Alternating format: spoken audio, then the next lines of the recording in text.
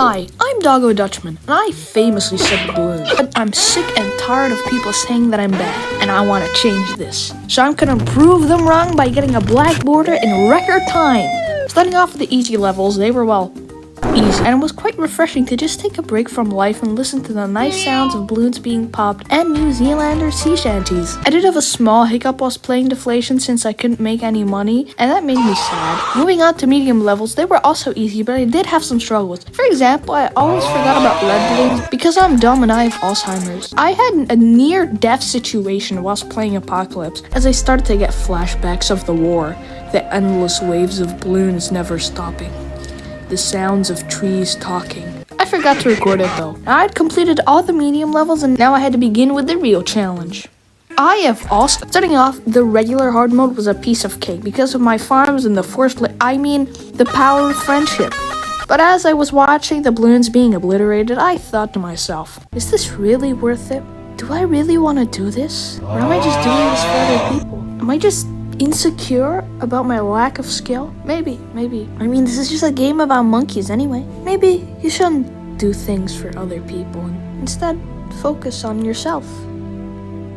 Magic Monkey only was an absolute breeze thanks to my good friend the Prince of Darkness. After that was double HP mobs, and I did struggle a little bit with the first one because it was quite thick. But it didn't take long to self-implode due to my tactics of psychological warfare. After that, the other balloons were pretty easy to pop, and my eyes just watched on as the many atrocities continued to be committed and the horrors of war took place. Half cash was definitely hard as I had half the cash I would normally have. I also almost died many times, but luckily I had Sada to save me. Safe to say, being broke sucks. So after I beat half cash, I went to get a 9-to-5 job to make money, and it made me think again. Perhaps I am doing the right thing by working instead of wasting my time playing this monkey game. Do I really want to do this? Is it really worth the effort to work for 8 hours on end in a job that I don't even like? Or should I just do what I love and make videos? Or perhaps I should just let it go, because I'm still a kid. I have also the final two, hardest of them all, Impoppable and Chimps. Safe to say that this will really test my skill, and I gotta give it my all. First of all, we started with Impoppable, and I could luckily still use banana farms, but sadly, I forgot about those. Because I began with Quincy because nothing gets past his bow. Never mind. And I got 2 tack shooters per the guy, by my own accord.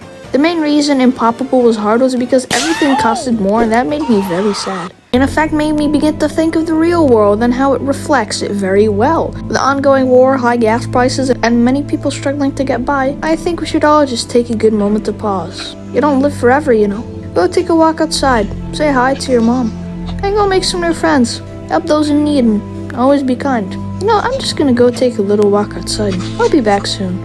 Okay, I'm back. Now, where were we?